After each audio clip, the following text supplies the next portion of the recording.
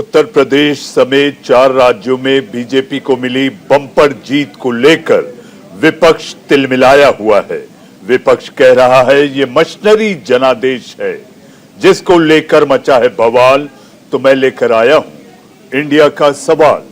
नमस्कार, मैं हूं मनीष अवस्थी, हाजिर हूं आपका अपना पसंदीदा डिबेट शो इंडिया का सवाल लेकर।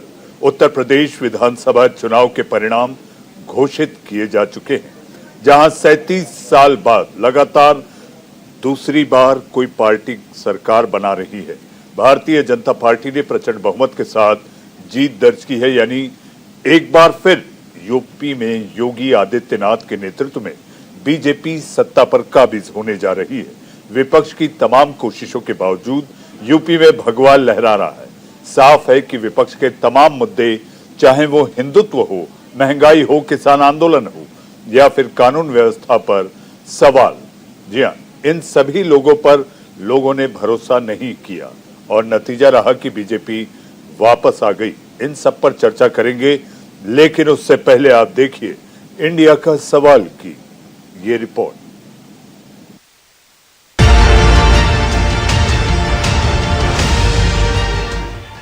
देश के सबसे बड़े राज्य उत्तर प्रदेश में चुनाव के नतीजे आए तो कई मिथक टूटे और इतिहास भी रचा गया।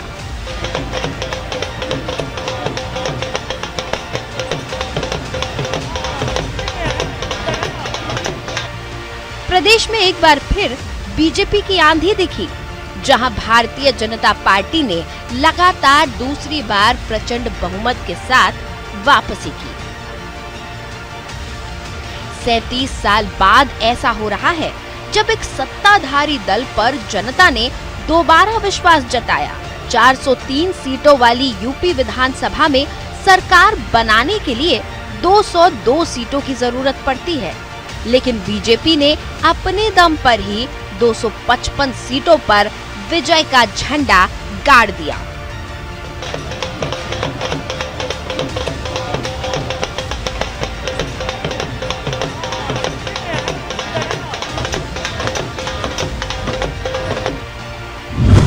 यूपी चुनाव में बीजेपी गठबंधन के खाते में 273 सीटें आईं, तो दूसरी ओर समाजवादी पार्टी की अगुवाई में बना गठबंधन तमाम कोशिशों के बावजूद 125 सीटों तक सिमट गया। सपा को 111 सीटें और रालोद को 8 सीटें मिली। वहीं बहुजन समाज पार्टी के खाते में 1, कांग्रेस के खाते में 2 और अन्य के खाते में 2 सीटें आई हैं।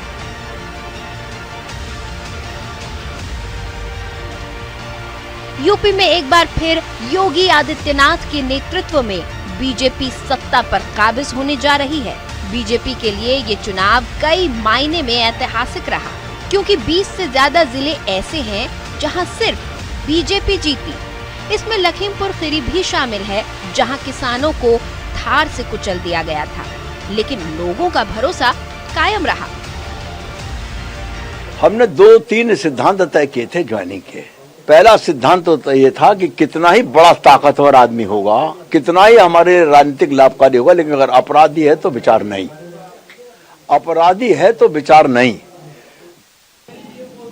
जी हाँ, लक्ष्मीकांत वाजपेयी को आप सुन रहे थे। अब हम आपको सीधा लिए चलते हैं देश के यशस्वी प्रधानमंत्री नरेंद्र मोदी, जो इस समय अहमदाबाद में सरपंच महासम्मेलन को संबोधित कर रहे हैं। सपना साकार करने के लिए पंचायती राज व्यवस्था ये अपने आप में एक महत्वपूर्ण व्यवस्था है और उस व्यवस्था को प्राण देने का काम, दिशा देने का काम, परिवर्तन लाने का निरंतर प्रयास करने का काम, उसे गति देने का काम आप सभी जनप्रतिनिधि कर रहे हैं, पंच सरपंच कर रहे हैं। और मुझे विश्वास है कि पूज्य बापू के सपनों को पूरा करते हुए गुजरात की पंचायत राज व्यवस्था, गुजरात की ग्रामीण जीवन की व्यवस्थाएं देश के लिए एक सीमा चूर्ण रूप बनेगी, प्रेरक बनेगी, ऐसा मेरा पूरा विश्वास है। કેમ છો બધા?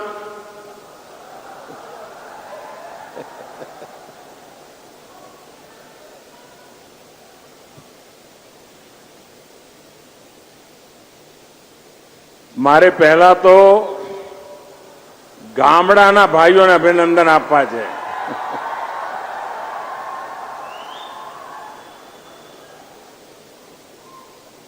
આટલો મોટો જબરદસ્ત કોરોના દુનિયાના બધે ખૂણેથી હુમલો કરે અને 2 વર્ષ સુધી આખી માનવ જાતને ચિંતામાં મૂકી દીધી. એ કોરોના ભારતના ગામડામાં પહોંચતા પહોંચતા એના મોંમાં ફીણ આવી ગયો.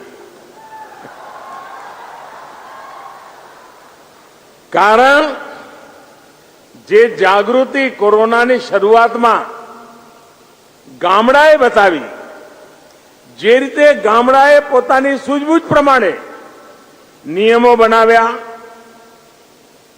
સોશિયલ ડિસ્ટન્સિંગનું ગોઠવ્યું, બહારથી આવે એને પહેલા બહાર રાખો, નિશાળમાં થોડા દિવસ રાખો, બધી તપાસ કરાવો, પછી ગામમાં આવવા દેવાનો, જ્યાં બહાર રહે તો ખાવા પીવાની વ્યવસ્થા ગામ કરે.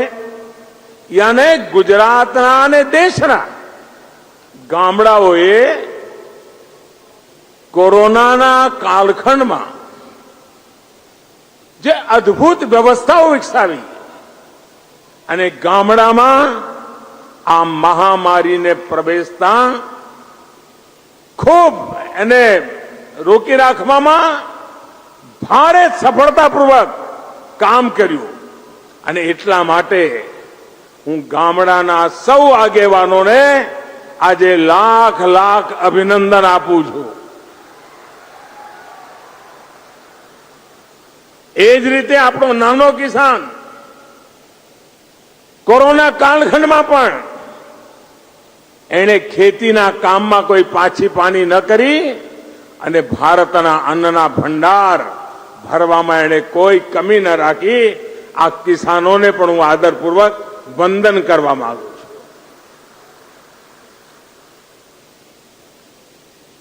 ભાઈઓ બહેનો, આજે જયારે હું પંચાયતના આપ સૌ સાથીઓ સાથે મળવા તો મને મોકો મળ્યો છે, એમાં મોટા ભાગે બહેનો છે અહીંયા. અને ગુજરાતનું સદભાગ્ય છે,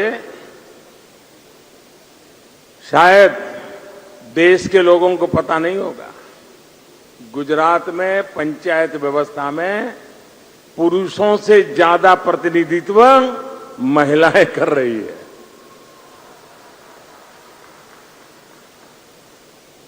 માતાઓ બહેનોનું પ્રતિનિધિત્વ પુરુષ કરતા પણ વધારે છે.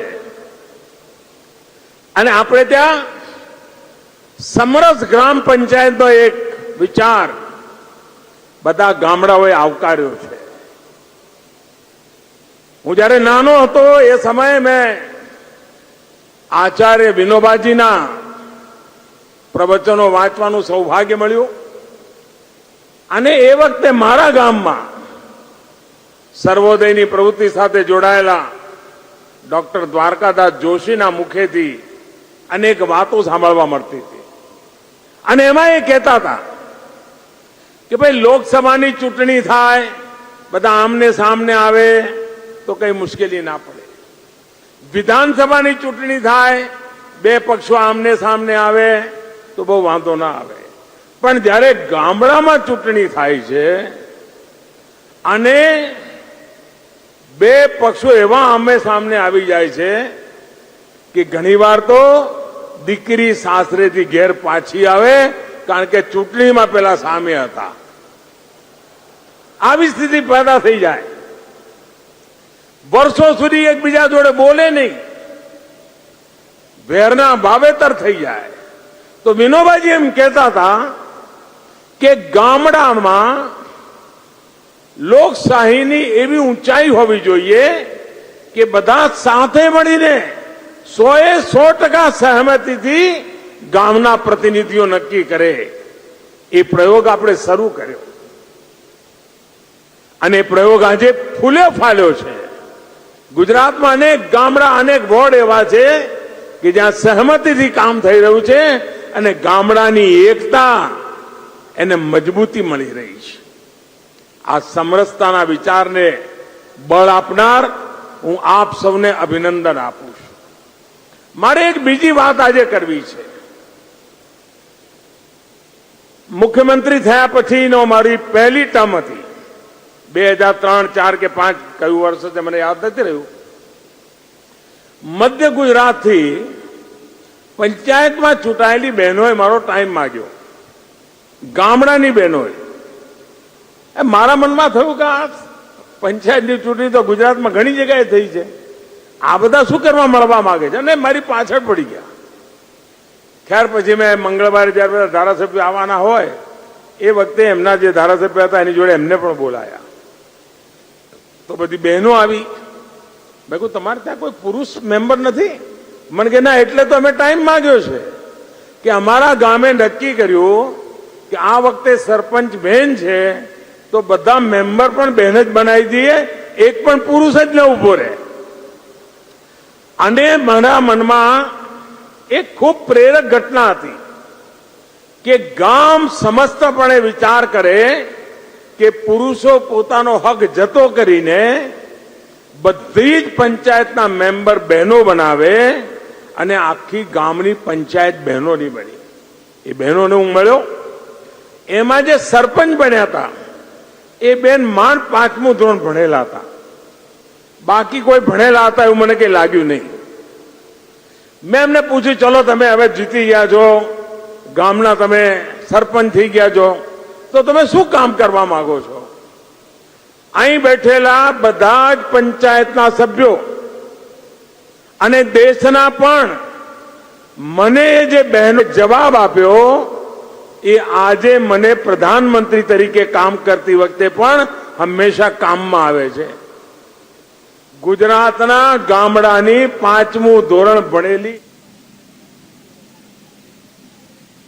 जी आप सुन रहे थे देश के यशस्वी प्रधानमंत्री नरेंद्र मोदी, जो कि अहमदाबाद में पंचायत और पंचायत के साथ सरपंच की भूमिका यानी कि महासम्मेलन को संबोधित कर रहे थे. गुजराती में कह रहे थे और मैं जितनी गुजराती जानता हूं उसके मुताबिक वो ये महत्व बता रहे थे. चुटनी का मतलब होता है चुनाव. जी हाँ, वो बता रहे थे कि जब पंचायत के चुनाव होते हैं तो उसमें क्या क्या होता है, किस तरह से आमने सामने जब करीब के लोग एकदम खड़े हो जाते हैं तो उस समय चुनाव के महत्व ज्यादा होते हैं. उन्होंने जिक्र किया विधानसभा चुनाव का, लोकसभा चुनाव का, लेकिन पंचायत चुनाव को लेकर उन्होंने पंचायत का विश्लेषण करते हुए दिखाई दी. बढ़ते हैं अपने इंडिया के सवाल की ओर.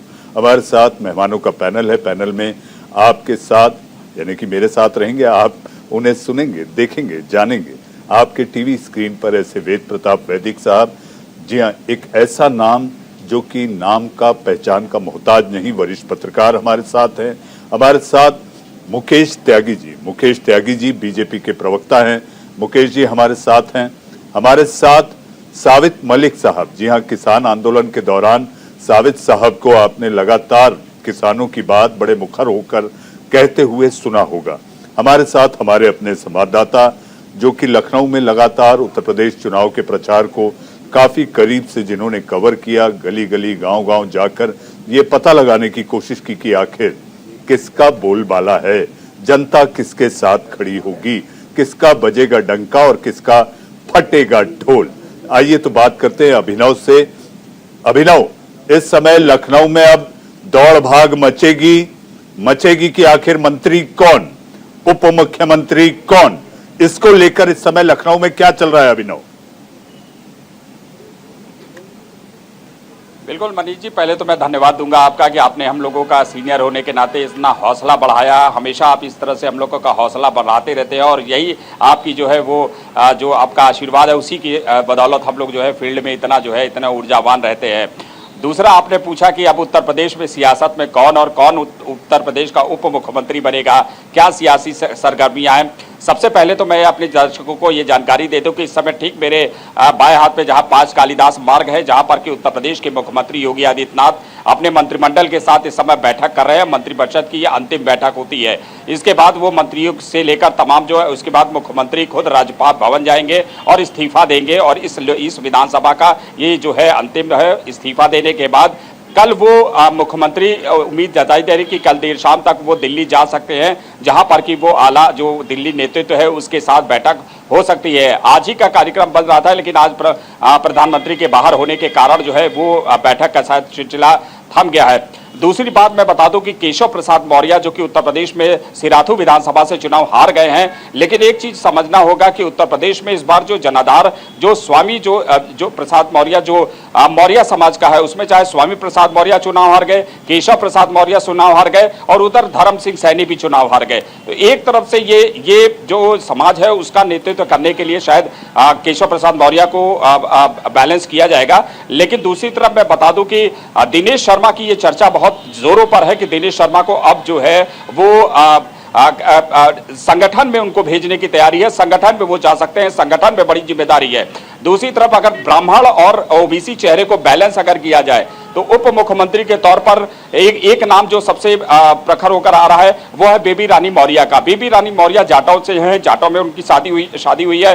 दूसरी तरफ वो उप राज्यपाल रही हैं उत्तराखंड की, और उनको बाकायदे मिड टर्म में इस्तीफा दिलाकर उनको बड़ी भूमिका के तौर पर दिलाया जाए, और बम्पर जीत से वो जीती भी हैं आगरा से। दूसरा, ब्राह्मण चेहरे के तौर पर अगर देखा जाए तो बहुत दिन से हाशिए पर रहे लक्ष्मीकांत वाजपेयी को भी बैलेंस करके उनको भी हो सकता है कि ब्राह्मण के तौर पर उनको मुख्यमंत्री के तौर पर खड़ा किया जा सकता है। कारण उसका यह है कि स्कैनिंग कमेटी से लेकर ज्वाइनिंग कमेटी के वो अध्यक्ष थे। बहुत ही पारदर्शिता के तौर पर उन्होंने पारदर्शी और बहुत ही अच्छी लोगों की ज्वाइनिंग की थी। उन्होंने बाकायदे स्कैनिंग किया था कि कोई आपराधिक छवि का व्यक्ति, ऐसा व्यक्ति ज्वाइन न कर ले जिसको बाद में पार्टी को बहुत ज्यादा परेशानी का सामना करना पड़े। ये एक मामला है, नाम है। दूसरा नाम है वो ब्रिजेश पाठक का। चूंकि ब्रिजेश पाठक पे कम, इसलिए ब्रिजेश पाठक इस समय जो है ब्राह्मण चेहरे के तौर पर उत्तर प्रदेश में सबसे बड़े चेहरे के तौर पर देखा जा रहा है, जो कि जमीनी कार्यकर्ता के तौर पर हैं।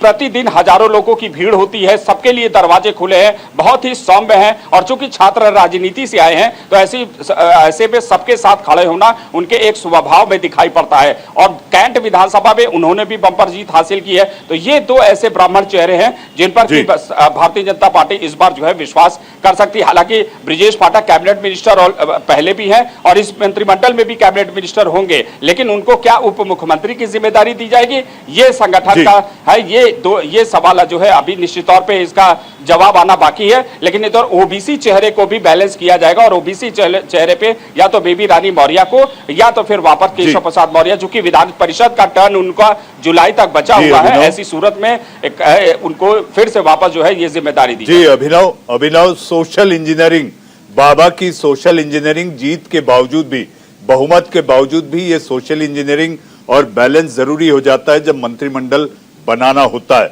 लेकिन जाते जाते मैं एक छोटा सवाल और आपको जानकारी दे दूं। अभिनव, प्रधानमंत्री आज और कल गुजरात में रहेंगे। जी हां, यूपी की जीत के बाद गुजरात की जय के लिए प्रधानमंत्री का 2 दिवसीय दौरा है। तो ऐसे में अगर योगी आज प्रधानमंत्री जी के नहीं रहने पर दिल्ली नहीं आए हैं तो मुझे नहीं लगता कि कल भी वो शायद आ पाए। जी हां, मेरा छोटा सवाल, आखिर मंत्रिमंडल विस्तार, मंत्रिमंडल शपथ ग्रहण आपको कब लगता है, होली के पहले हो जाएगा या कोई ऐसी तिथि और तारीख है जिस तारीख पर यह मंत्रिमंडल शपथ लेगा? देखिए, पिछली बार याद होगा आपको 19 तारीख को, 19 मार्च को शपथ ग्रहण हुआ था, और 19 मार्च को शपथ ग्रहण, चूंकि टेनमर पूरा हो चुका है, जितनी प्रक्रियाएं चुनाव आयोग की होनी थी वो सारी हो गई है, सरकार का गठन हो गया, सरकार कौन बनाएगा ये भी हो चुका है। लेकिन एक चीज मुझे ये लग रहा है कि चूंकि सनातन धर्म में और हिंदू धर्म में लोग जो है जब होलिका दहन हो जाती उसके बाद जो है लोग अपना अच्छा दिन मानना शुरू कर देते हैं। हालांकि पिछली बार मैं बता दूं कि खरवास के मौसम के समय में ही जो है शपथ ग्रहण हो गया था। लेकिन ऐसी सूरत में दूसरी एक तारीख आ रही है, वो 15, 14 और 15 तारीख की आ रही है कि जो ये ये हालांकि वो सूत्रों के हवाले से कोई आधिकारिक इस पे नहीं हुई, न तो इस तिथि पर अभी मंथन हुआ है, क्योंकि केंद्रीय नेतृत्व के साथ अभी कोई बैठक नहीं हुई है। इस चीज को पंडित जी हम लोग को समझना पड़ेगा। जब तक उनके साथ बैठक नहीं होगी तब तक ये न तो मंत्रिमंडल में कौन शामिल होगा, न कब मंत्रिमंडल विस्तार, क्योंकि मंत्रिमंडल का जो मुख्यमंत्री का शपथ ग्रहण है वो चारों जगह और हर जगह मुझे लगता है कि प्रधानमंत्री का गोवा या मणिपुर, उत्तराखंड और उत्तर प्रदेश चारों जगह पर केंद्रीय नेतृत्व में भी से कोई ना कोई अलग रहेगा, चाहे नंबर 1 या नंबर 2 हमेशा होता है अभिनव, यह हमेशा होता है। लेकिन एक बात तो तय है कि आखिर यूपी में चेहरा नंबर 1 कौन होगा ये सबको पता है। अभिनव, इस ताजा जानकारी, अपडेट और आखिर यूपी में मंत्रिमंडल कैसा होगा, कौन हो सकता है उप मुख्यमंत्री, इन सारी बातों पर आपने अपनी जानकारी दी। आपके सूत्रों के हवाले से जो आपके पास जानकारी थी आपने साझा की। मुझे ऐसा लगता है कि आप खबरों के इस अभिनव तरीके को आगे भी कायम रखेंगे। बहुत बहुत धन्यवाद। आगे बढ़ते हैं अपने इंडिया का सवाल की ओर। हमारे साथ आपके टीवी स्क्रीन पर वरिष्ठ पत्रकार वेद प्रताप वैदिक, मुकेश त्यागी जी और हमारे साथ है साबित मलिक साहब। हमारे बीच सबसे वरिष्ठ वेद प्रताप वैदिक जी हैं। वैदिक साहब नमस्कार। और सबसे पहला सवाल आपसे, जीत की जोड़ी ने साबित कर दिया कि यूपी का किंग कौन? लोकतंत्र में तो कोई किंग होता नहीं है, बल्कि अगर मैं नरेंद्र भाई मोदी का इस्तेमाल तो यूपी के प्रधान सेवक हमारे आदित्यनाथ योगी हुए। उन्होंने जिस तरह की जीत पाई है उसकी आशा शायद तो और नरेंद्र मोदी को भी नहीं थी। हालांकि भाजपा के जिस नेता से भी मेरी बात हुई सब मुझसे कहते थे कि 300 सीटें हमको मिलेंगी, लेकिन सबको मालूम था कि अब की बार मुकाबला बहुत तगड़ा है। और समाजवादी पार्टी के नेता जब बात करते थे कहते थे कि हमको भाजपा को 200, लेकिन जो हुआ है वो चमत्कार हुआ। और सांप्रदायिकता पर और जातिवाद पर ये राष्ट्रवाद और जन सेवा की विजय है कि जो जन सेवा योगी आदित्यनाथ ने की है, माफिया लोगों का जिस तरह से उन्होंने नियंत्रण किया है, काबू किया है उन पर, और जिस तरह से ये जो सरकारी संपत्तियों में आग लगाने वालों को ठोका है, वो सारे देश के लिए अनुकरणीय है। इस तरह के बहुत से काम हुए हैं, गरीब लोगों की सीधी मदद हुई है। दूसरे शब्दों में मैं कहता हूं कि राहत की राजनीति नरेंद्र मोदी की सरकार और योगी आदित्यनाथ की सरकार ने जितनी जबरदस्त की है, वैसी राहत की राजनीति है। डॉक्टर लोहिया के शब्दों का मैं इस्तेमाल कर रहा हूं। ये बुनियादी परिवर्तन की राजनीति नहीं है, राहत की राजनीति है। इसने वोटों को बहुत प्रभावित किया है और किसान आंदोलन के बावजूद, जातिवाद के बावजूद, सांप्रदायिकता के बावजूद जीत योगी आदित्यनाथ की हुई है, भाजपा की हुई है। जी, ये अपने आप में बड़ी बात। जी वैदिक साहब, आपके पास कुछ और सवालों के साथ आऊंगा।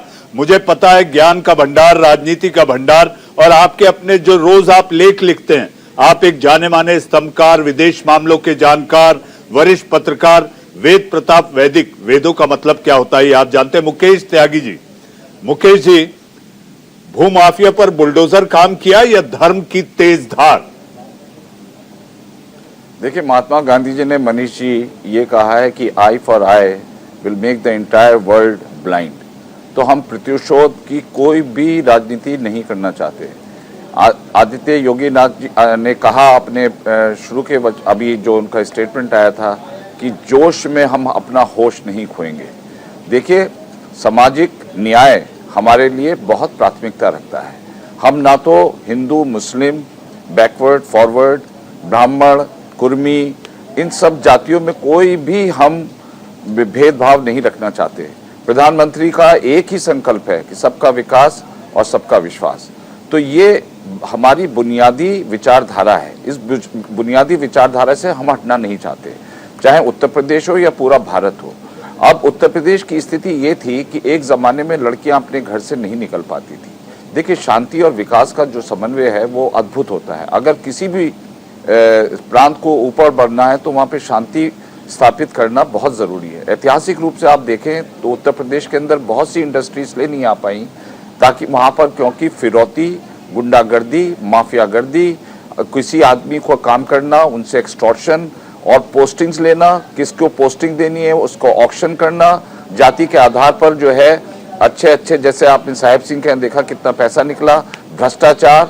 तो ये जो हमारे सामने चुनौतियां हैं, उत्तर प्रदेश एक जमाने में 1947 से पहले मैं समझता हूं कि इकोनॉमिक पॉइंट ऑफ व्यू से बहुत ऊपर था। आगरा, कन्नौज, तमाम ऐसी इंडस्ट्रीज थी, मेरठ थी, लेकिन अब एकदम उसमें इतनी पतन आया।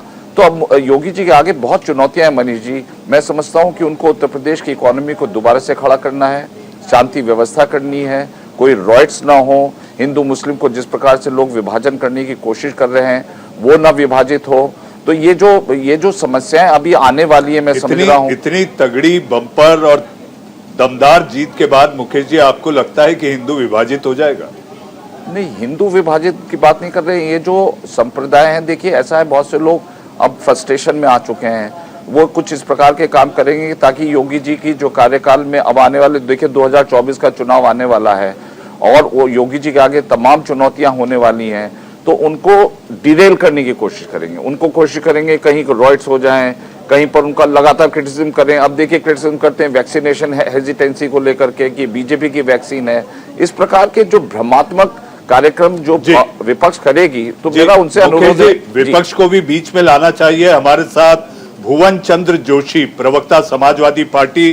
भुवन चंद्र जी, आपका स्वागत है। लेकिन मेरे साथ साबित मलिक साहब किसान आंदोलन में लगातार आप भी किसान आंदोलन का वो अहम हिस्सा रहे हैं कि किसान आंदोलन की तस्वीर एक प्रवक्ता के रूप में, नेता के रूप में और किसान आंदोलन के एक कार्यकर्ता के रूप में आपको जो हमने देखा।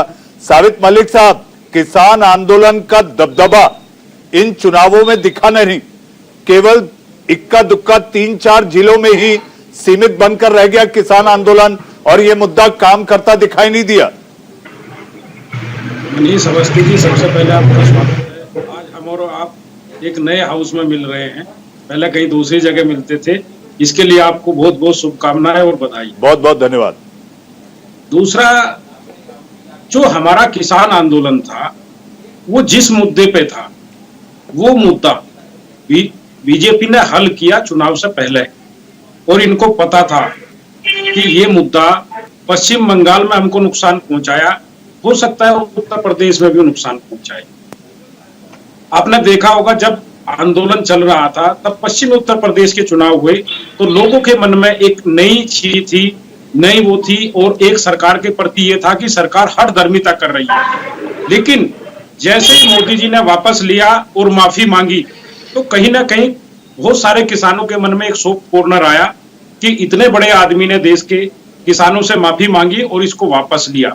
तो उसका असर कहीं ना कहीं धीरे धीरे करके 3-4 महीने में कम होता आया।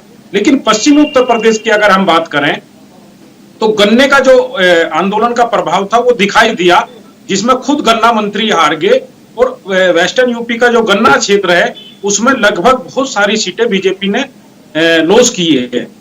तो मैं तो ये कहूंगा कि ये सरकार का, आप इसको ये ना माने कि ये सरकार की वजह से आया है, ये योगी और मोदी की वजह से रिपीट हुई है।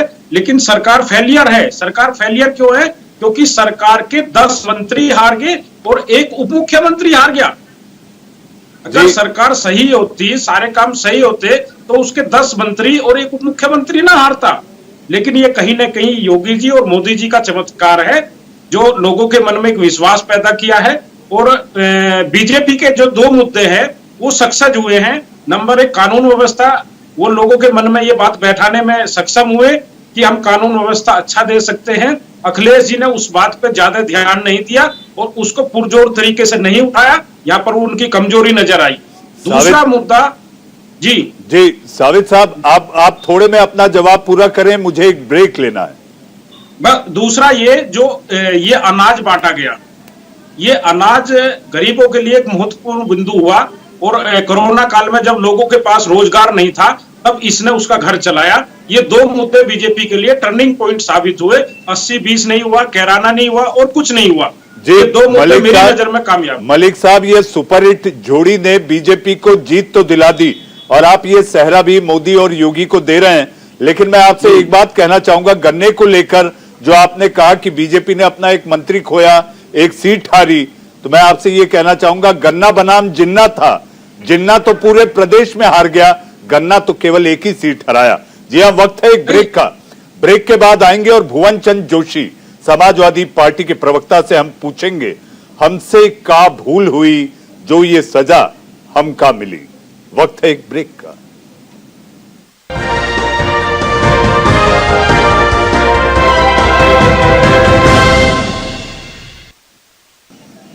ब्रेक के बाद इंडिया का सवाल में फिर आप सबका एक बार स्वागत है। मेरे साथ चार खास मेहमान। ये आखिर यूपी जीत का मंत्र, यूपी जीत की जोड़ी नंबर 1 यानी कि मोदी और योगी, जो यूपी के लिए सबसे उपयोगी। जी हाँ, इसी पर चर्चा करने के लिए मेहमानों का पैनल है। पैनल में हमारे साथ वेद प्रताप वैदिक साहब, वरिष्ठ पत्रकार, विदेश मामलों के जानकार, स्तंभकार, विचारक हमारे साथ है। हमारे साथ मुकेश त्यागी जी, बीजेपी के प्रवक्ता, हमारे साथ साबित मलिक साहब, जी हाँ, देश के बड़े किसान नेता हमारे साथ हैं, और हमारे साथ भुवन चंद जोशी, प्रवक्ता समाजवादी पार्टी। जोशी साहब, मेरा सवाल आपसे, जी हाँ, क्या कमी रह गई? देखो और सुधार करो, अब 5 साल इंतजार करो। देखिए, सर्वप्रथम एक जिम्मेदार चैनल के कारण मैं आपसे निवेदन करूंगा कि मेरे नाम में सुधार किया जाए। मेरा नाम प्रोफेसर भुवन जोशी भास्कर है, पहले तो मैं आपको ये बता दूं। और दूसरा मैं कहना चाहता हूँ, सबसे पहले आपके चैनल के माध्यम से मैं पूरे उत्तर प्रदेश की महान जनता को धन्यवाद देना चाहता हूँ कि उन्होंने समाजवादी पार्टी को मत प्रतिशत भी बढ़ाया हमारा और सीटें भी बढ़ाई। और माननीय अखिलेश यादव जी के निर्देशन में, दिशा निर्देशन में हमने लगातार 5 साल किसान, मजदूर, युवा, दलित, अंग्रेज, पिछड़े, विद्यार्थी, मातृशक्ति सभी की लड़ाई को लड़ने का काम किया है। तो इसके लिए बधाई के पात्र है और पार्टी आत्मचिंतन करेगी, मंथन करेगी और आगे बढ़ने का काम करेगी, क्योंकि समाजवादी पार्टी आंदोलन से निकली पार्टी है और आंदोलन से निकली पार्टी होने के कारण हमारे को अपने नेता माननीय अखिलेश यादव जी के नेतृत्व में हम आगे बढ़ने का काम करेंगे और चिंतन और मनन करेंगे। आगे बढ़ने का काम करेंगे भास्कर साहब, लेकिन ये आगे बढ़ने के लिए 5 साल सतत काम करना होगा। महज चुनाव के कुछ महीनों पहले बाहर निकलकर क्या कमी रह गई सत्ता पक्ष में, ये ढूंढने से बेहतर है कि 5 साल जनता के बीच रहें। देखिए, मैं कहना चाहता हूँ अगर सीटें बढ़ी है और वोट परसेंटेज बढ़ा है तो कहीं ना कहीं काम करा है। लेकिन ये भी बात सच है कि काम उतना नहीं हो पाया कि हम 310 का जो आंकड़ा लेके चलते थे, जादुई आंकड़ा बहुमत का था, वो नहीं पहुंच पाया। उसके कारण हम राजनीतिक दल होने के कारण हम उस पर मंथन करेंगे और विचार करेंगे। जी, मंथन करेंगे, विचार करेंगे, क्या कमी रह गई देखेंगे और सुधार करेंगे। जी हाँ, वैदिक साहब, समीकरण ध्रुवीकरण 80 बनाम 20, आपकी नजर में क्या लगता है कि ध्रुवीकरण काम किया या समीकरण? मैं समझता हूं कि दोनों का मेलजोल रहा। ध्रुवीकरण और समीकरण दोनों ने काम किया कि कुछ कदम योगी आदित्यनाथ की सरकार ने ऐसे उठाए कि उससे जो हिंदू मतदाता थे उनके मन पर गहरा प्रभाव। नरेंद्र मोदी सरकार ने केंद्र में कुछ ऐसे कदम उठाए कि जिसका मुसलमान महिलाओं को लाभ मिला, जैसे 3 तलाक वाला मसला, और जो गरीब लोगों के लिए लोक कल्याणकारी काम किए केंद्र सरकार ने उसका भी लोगों पर बहुत असर पड़ा। ये राहत की राजनीति हमारे लोकतंत्र की खसूसियत है। जैसे कि आपने देखा होगा कि घोषणा पत्रों सभी दलों ने अंधाधुंध अंबार लगा दिए थे। तो राहत की राजनीति जो हुई, किसानों को पिछड़ों को जो मदद मिली, उसका बहुत बड़ा असर है। लेकिन डर यही है कि ये जो प्रचंड विजय मिली है भाजपा, कहीं ये उससे बेलगाम न करे। आपको याद है 1971 में इंदिरा गांधी को 352 सीटें मिली लोकसभा की। उसके बाद इंदिरा जी बेलगाम होती थी, विपक्ष कमजोर पड़ गया। आज विपक्ष भारत में इतना कमजोर है, इतना हताशाग्रस्त है कि उसको कुछ समझ में नहीं आ रहा है कि क्या करें। हालांकि अखिलेश ने जबरदस्त टक्कर दी है। जब हम जनसभाओं को देखते थे टीवी चैनल्स पर, और जब हम नरेंद्र मोदी और योगी आदित्यनाथ के चेहरे को देखते थे, तो हमको लगता था कि ये लोग चिंताग्रस्त हैं और शायद ये अखिलेश नौजवान अब की बार मुसीबत कर देगा, लेकिन आप देखिए कि अखिलेश की सीटें दूनी से भी ज्यादा हो गई हैं, उसका वोट भी बढ़ा है।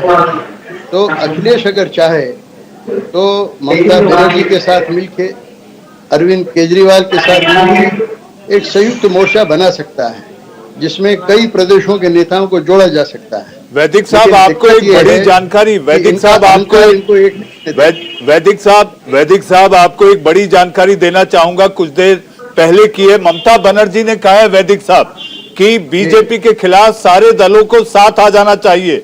ये कहने पर नहीं रुकती, वो आगे कहती हैं कोई जरूरी नहीं कि कांग्रेस साथ हो। जी जी, कांग्रेस की स्थिति इस समय ऐसी हो गई है कि वो साथ हो या न हो कोई खास फर्क नहीं पड़ने वाला है। लेकिन एक बात हमको मानना पड़ेगी कि कांग्रेस भारत में एकमात्र ऐसी पार्टी है कि जिसके सदस्य देश के हर जिले में हैं, चाहे 2 हों, चाहे 4 हों, चाहे एकदम वृद्ध हों, चाहे वो लोग अनपढ़ हों, लेकिन है हर जिले में। अगर कांग्रेस के लोग मिल जाएं और कांग्रेस के नेता अपनी थोड़ी अकड़ कम करें, थोड़ा अहंकार घटाएं, इन सब लोगों के साथ मिलें, तो भारत का लोकतंत्र बहुत मजबूत हो सकता है। क्योंकि आप देखें कि नरेंद्र मोदी की जो सरकार बनी 2019 में, उसको कितने वोट मिले हैं? मुश्किल से 26 करोड़ वोट मिले हैं, और देश में 91 करोड़ वोट हैं, मतदाता हैं। इतने कम वोटों से सरकार चल रही है। अगर सारे विरोधी मिल जाएं तो आप सोचिए कि क्या होगा। लेकिन ये विरोधी मिल नहीं सकते हैं, और कुर्सी के लिए मिलेंगे कि उनको कोई वोट नहीं देने वाला, इनके पास कोई दृष्टि नहीं जी। ये मिल नहीं, वैदिक साहब आप सही कह रहे हैं, ये मिल नहीं सकते। अगर मिल जाते तो शायद पंजाब में ऐसा हर्ष नहीं होता। वैदिक साहब आऊंगा आपके पास। मुकेश त्यागी जी कहने के लिए कुछ बैठे हैं। मुकेश जी, मेरा सवाल आपसे, विकास नीति, ठोको नीति, बुलडोजर नीति, बाबा का जलवा, ये सब तो ठीक है, लेकिन आपकी मीडिया प्लानिंग भी, मीडिया परसेप्शन बनाने में आपकी पार्टी और सरकार का बड़ा काम करिए।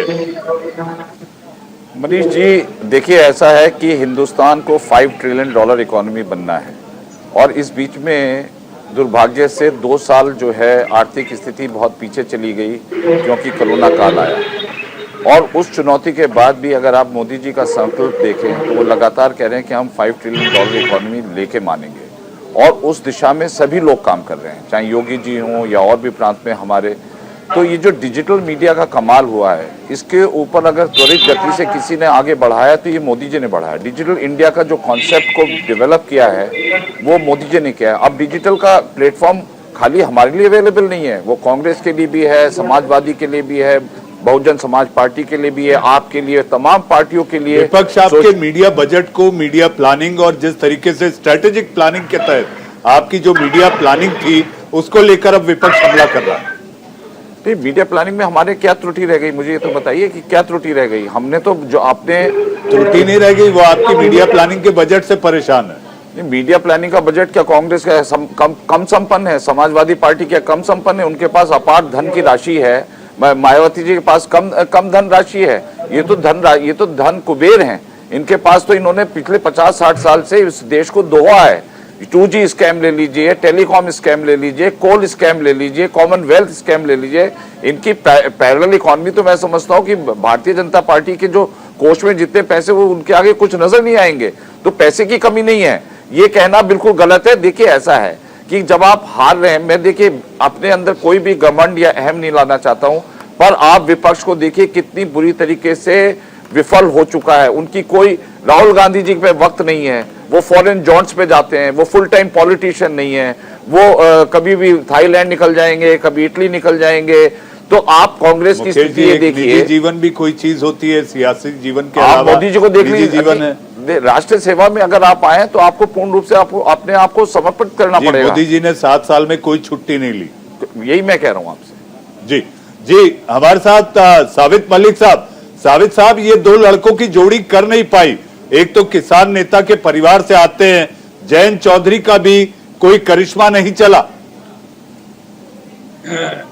अवस्थी जी, पश्चिमी उत्तर प्रदेश के अंदर जयंत चौधरी जी 0 सीट पर थे, आज वो 8 सीटों पर है, और 24 सीटें ऐसी हैं जिन पे वो दूसरे नंबर पे हैं। और 14 सीटें उनकी ऐसी हैं जो 500 से कम मत से आ रहे हैं। कुछ सीटें ऐसी हैं 160, 165, 170 ऐसे वोटों से आ रहे हैं, और वो तो जीरो पे थे। उनका एक विधायक था, वो भी बीजेपी ने तोड़ लिया था, और लोकसभा में भी वो जीरो थे, तो उनके लिए तो बहुत अच्छा रहा है। और वही एक इकलौते नेता हैं, किसान आंदोलन के दौरान जब रात में लाठियां चलाई जा रही थी, 28 जनवरी को किसानों को दौड़ा दौड़ा के पीटा जा रहा था और एक किसान नेता की हत्या करना चाह रहे थे। उस वक्त चौधरी अजीत सिंह ने फोन किया और जयंत चौधरी वहां पर गए। लखीमपुर की घटना में एक इकलौते नेता थे जो वहां तक पहुंचे, तो उनको इसका लाभ मिला है। और वेस्टर्न यूपी में जो उनका गठजोड़ था जाट मुस्लिम का, वो दोबारा से बन के खड़ा हुआ है। नहीं तो मलिक साहब, माननीय गृह मंत्री जी को ना आना पड़ता। कह मलिक साहब, 8 सीटें जीत कर भी सरकार नहीं बना पाना एक दुख तो होगा, और लेकिन इसके साथ जो जीता वही सिकंदर होता है। 150 के मत से, 150 के अंतर से, 500 के अंतर से हारे, ये मायने नहीं रखता। जो जीता वो सिकंदर। दिल के अरमा आंसुओं में बह गए, 8 सीट जीत कर भी हम कुछ ना कर पाए। बिल्कुल अवस्थी जी, इतना बड़ा प्रदेश है, उनको एक छोटे से कोने में 33 सीटें दी गई थी, उनकी परफॉर्मेंस अच्छी है। इसमें जो गठबंधन के मुख्य धुरी थी वो अखिलेश जी थे। अखिलेश जी कन्नौज में अपनी लोकसभा की सारी विधानसभा हार गए, एटा पूरा जिला हार गए, फर्रुखाबाद हार गए, अपने घर की इटावा सदर की सीट हार गए। तो उसमें तो ये इन लोगों का अपना है, लेकिन किसानों ने जो किया भी हार गए आप लोग। बिल्कुल लखीमपुर में भी हार गए हैं, और उसका कहीं ना कहीं बीजेपी को लाभ मिला है। जो उन्होंने अजय मिश्रा टेनी के लड़के को बचाने का काम किया है, वो उनको बीजेपी को कहीं ना कहीं लाभ दिया है। और हम तो लोग तो स्पष्ट कह रहे हैं, हम स्पष्ट कह रहे हैं कि किसान आंदोलन ने बंगाल में काम किया। यहाँ पर जब इन्होंने वापसी ले लिया तो एक किसानों के मन में इनके प्रति भावना कम हो गई, और उन्होंने कहा कि मोदी जी ने माफी मांगी है, ठीक है, आगे फिर और काम करेंगे। तो किसान आंदोलन का असर इस चुनाव में कम देखने को मिला है, लेकिन पश्चिमी उत्तर प्रदेश में गन्ने का मुद्दा जो था वो देखने को मिला है, और उसने 10-15 सीटों पर काफी अच्छा प्रभाव डाला है। और उसी का नतीजा है। अगर 2 मुद्दे बीजेपी कर लेती, गन्ने का भुगतान और आवारा पशु ना होते, तो पश्चिमी उत्तर प्रदेश में गठबंधन एक भी सीट ना जीत पाता। आज भी लोग आवारा पशु से और गन्ने भुगतान से बहुत ज्यादा परेशान। साबित साहब, सबसे बेहतरीन बात आपके साथ ये होती है कि जो सच होता है आप वो बेबाक होकर कहते हैं, और ये कहने में भी आपको गुरेज नहीं रहा कि जी हाँ, सीमित जिलों में ही किसान आंदोलन का असर था, सारे उत्तर प्रदेश में नहीं।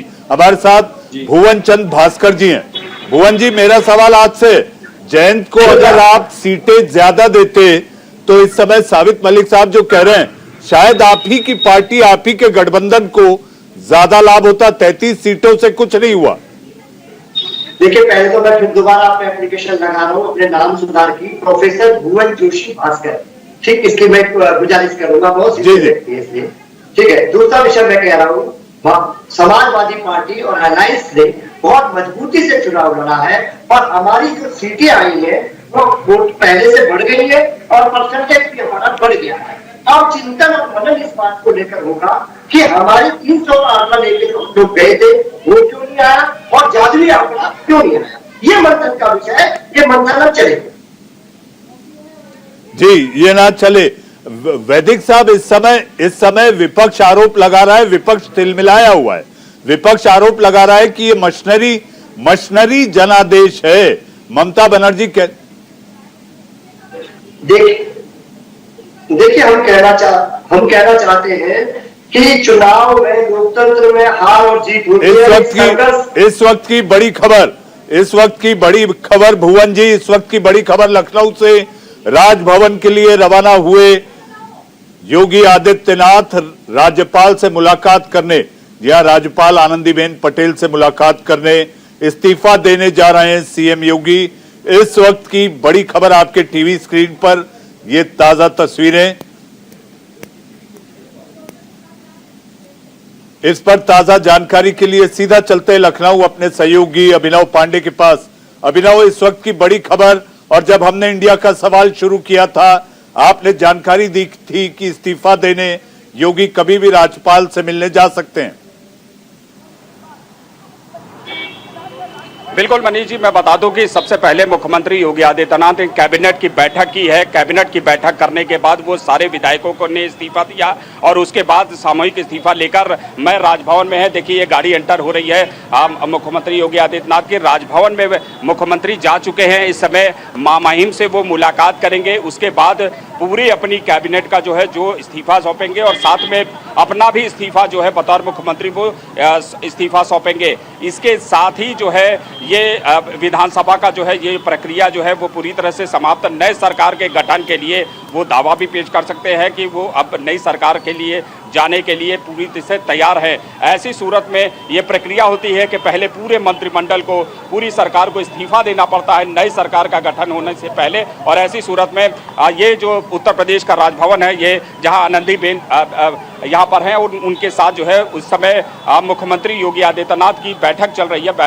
बैठक ये कह सकते हैं कि बस सिर्फ औपचारिकता भर होती है, उसमें लिखित इस्तीफा होता है, लिखित इस्तीफा सौंपेंगे और उसके साथ फिर वहां पर इस पूरे जो चुनाव के जो रिजल्ट हैं उस पर एक औपचारिक मुलाकात, धन्यवाद देंगे वो उत्तर प्रदेश के महामहिम राज्यपाल को और उसके बाद फिर वापस जो है पांच कालिदास अपने आवास रवाना हो जाएंगे।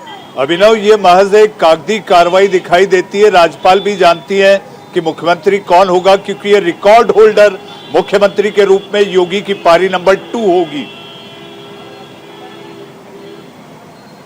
नहीं, बिल्कुल मैं बता दूं कि ये उत्तर प्रदेश के इतिहास का ये भी एक रिकॉर्ड है। रिकॉर्ड इस बात का है कि 36 साल के बाद कोई सरकार यानी भारतीय जनता पार्टी दोबारा से वापस जो है रिपीटेड सत्ता में आ रही है। और ये रिकॉर्ड होगा कि कोई ऐसा मुख्यमंत्री, उत्तर प्रदेश के इतिहास में अभी तक ये रिकॉर्ड नहीं बना था कि कोई ऐसा मुख्यमंत्री जो 5 साल कार्यकाल करने के बाद जो है दोबारा 5 साल के लिए जो है चयनित हो और दोबारा जो है बतौर मुख्यमंत्री के लिए जो है शपथ लेने जा रहा है। तो ये भी एक रिकॉर्ड पे रिकॉर्ड जो है जो भारतीय जनता पार्टी में तमाम तरह के रिकॉर्ड, और प्रधानमंत्री ने इसका कल जिक्र भी किया था जब वो केंद्रीय कार्यालय दिल्ली में बाकायदे संबोधन कर रहे थे, तो उन्होंने भी इस रिकॉर्ड की जानकारी दी थी लोगों को कि उत्तर प्रदेश में एक ये रिकॉर्ड बनने जा रहा है कि 36 साल के बाद कोई सरकार दोबारा से रिपीट हो रही है। 2012 में आपने देखा है कि मायावती के 11 में 7 से 12 मायावती, 12 से 17 अखिलेश यादव और 17 के बाद लगातार जो है भारतीय जनता पार्टी। इसके पहले जितनी भी सरकारें हुई हैं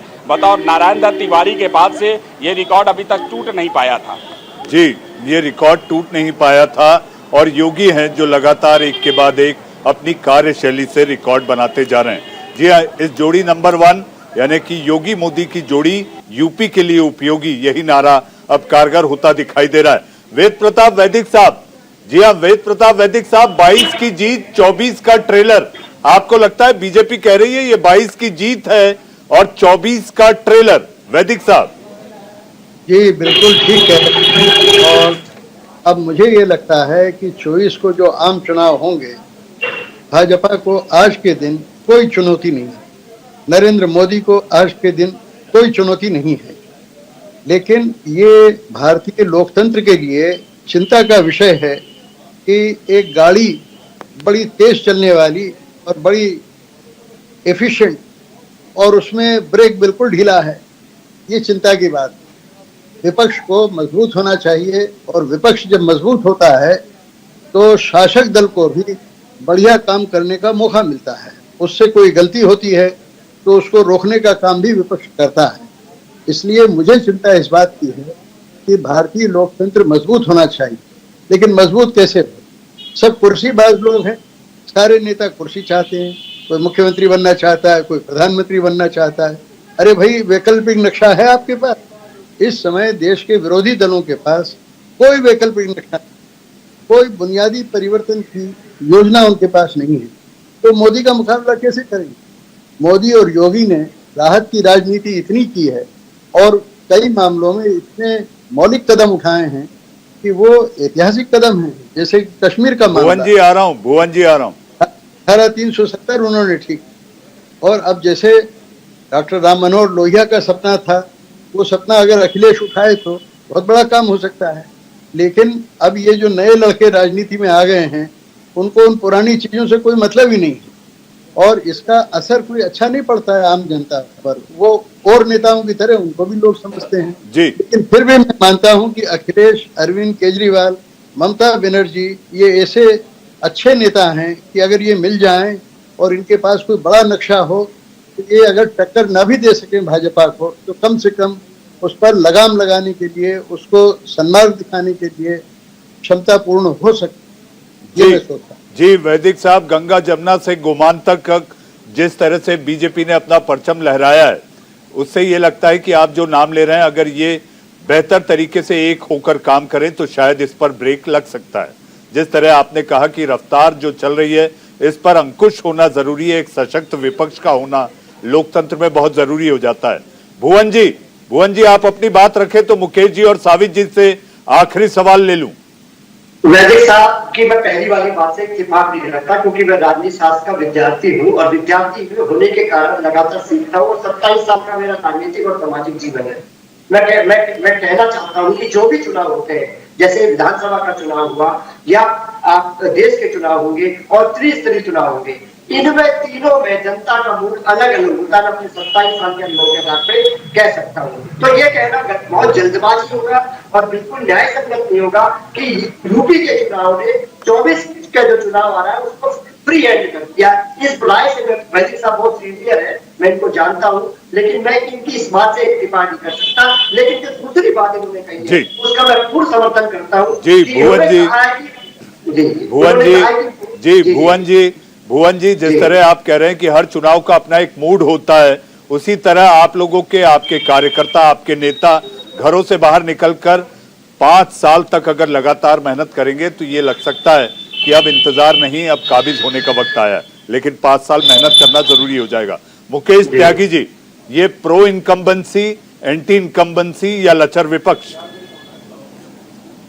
मुझे लगता है कि ये तीनों का समन्वय है। विपक्ष तो बिल्कुल ही मैं समझता हूँ विफल हो चुका है। उनकी जो कार्यप्रणाली है वो सिर्फ एक आलोचना करने की रह गई है, ट्वीट करने की रह गई है, जमीन पर संघर्ष करने की आदत नहीं रही है। मनीष जी, दो प्रकार के नेता हैं, एक तो विरासत के माध्यम से जो नेता बने और दूसरे जो संघर्ष के माध्यम से। आप परिवारवाद पे हिंट कर रहे हो? मैं यही कह रहा हूँ कि ये देखिए, ऐसा है कि देश को आगे बढ़ना है। आज हमारे चारों तरफ जो है दुश्मन मुल्क चारों तरफ से तैनात खड़े हुए हैं। यूक्रेन में अभी लड़ाई हुई, यूक्रेन को लेके भी इन्होंने क्रिटिसाइज कर दिया। वैक्सीन हेजिटेंसी, तो मैं ये चाह रहा हूँ मनीष जी कि हम लोग बाई पार्टीसन सपोर्ट क्यों नहीं कर सकते ऐसे नेशनल पॉलिसी से जिससे देश को फायदा हो, ना कि अपनी संकीर्ण राजनीतिक एजेंडा को लेकर के और अच्छे कार्यक्रमों को आप जो है खराब करें। तो मेरा तो यही कहने का है कि ये प्रो इनकम्बेंसी बनी रहेगी अगर विपक्ष का यही रोल अदा करते रहे। देश का निर्माण करने में अगर उनका सहयोग ना ही रहा तो देश का यही हाल होने वाला है और इसीलिए प्रो इनकम्बेंसी बनी रहेगी। जी सावित मलिक साहब, छोटा सवाल छोटा जवाब। किसान आंदोलन काम नहीं कर पाया, आप ये अब मानने पर पूरी तरह सहमत हो चुके हैं? मनीष जी, जो वेद जी ने कहा मैं उनकी बात से सहमत हूँ। मोदी जी का अश्वमेघ पूरे भारत में दौड़ रहा था, अगर उसको रोकने का काम किया है तो वो किसानों ने किया है और किसानों के सहारे बंगाल में ममता ने उसका फायदा उठाया। लेकिन यहाँ पर जो विपक्षी दल था वो किसानों के नाम पर वोट तो चाहता था, लेकिन उन्होंने किसानों के साथ मिलकर कभी बात करने का प्रयास नहीं किया। वो किसानों के तवे पर अपनी रोटी तो सेकना चाहता था, लेकिन तवा जल कैसा रहा ये उसने कभी प्रयास नहीं किया। सावित साहब, लेकिन आज आपके इन लफ्जों से ये कहा जा सकता है, कहीं ऐसा तो नहीं कि जल्द ये सुनाई देगा कि किसान नेता सावित मलिक बीजेपी में हुए शामिल? जी हाँ, सावित मलिक साहब, किसान नेता वेद प्रताप वैदिक जी, हमारे साथ मुकेश त्यागी जी और हमारे साथ भुवन जोशी भास्कर, समाजवादी पार्टी के नेता प्रवक्ता हमारे साथ जुड़े। आप सबका बहुत बहुत धन्यवाद। लेकिन जाते जाते मैं इतना कहना चाहूंगा कि जी हाँ, वो नेता विपक्ष जो 4 साल घर बैठे रहे, कुछ महीनों पहले बाहर निकलकर सरकार की एंटी इनकम्बेंसी के नायक कैसे बन सकते हैं, विचार जरूरी है। इंडिया का सवाल में आज के लिए बस इतना ही। वक्त है एक छोटे से ब्रेक का। ताजा तरीन खबरों को लेकर आएंगे मेरे सहयोगी रमन ममगई एक छोटे से ब्रेक के बाद।